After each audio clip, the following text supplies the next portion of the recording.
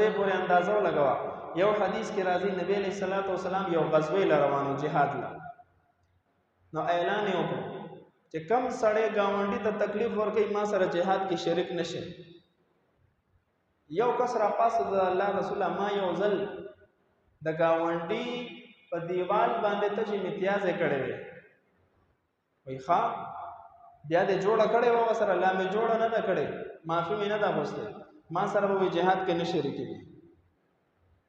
ټولو صحابو ته د ګاونډي د حقوقو اهمیت ورښودل چې یو ځل یې دا چل کړو نو د جهاد عظیم عمل نه څه کړو محرومه کړو، ده تر څو پورې چې ستاسو جوړه نه شوې ما سره به جهاد کې نه شریکېږي. نن موږ او تاسو په خپل ګریوان کې سوچ وکړو ګاونډي زموږ نه په تکلیف کې دی، ګاونډي زموږ نه دومره خوف ساتي چې موږ ته اینی ټایم ور بند ساتلی، د هغه مال جان موږ نه محفوظ نه دی.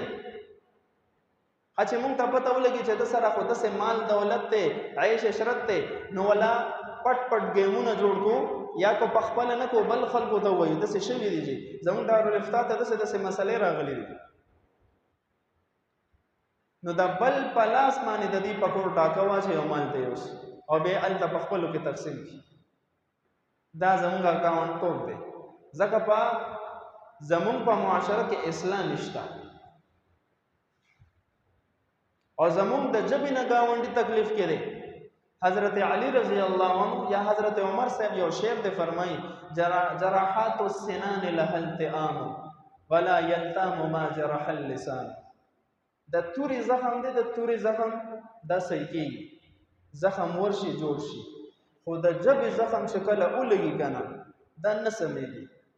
100 کاله پس کوم درته دغه سړی رامخې ته چې چا چې ستا بېعزتي کړې ده تا ته به ټولې خبرې رامخې ته شي. د ژبې زخم نه صحیح کېږي. دا ژبه محفوظ وساتو. یو صحابي تپوس وکړو د الله رسوله د ټول دین خلاصه څه ده؟ نبی علیه الصلاۃ والسلام خپل مبارکه ژبه ونیوله داسې د دې ژبې حفاظت وکړي.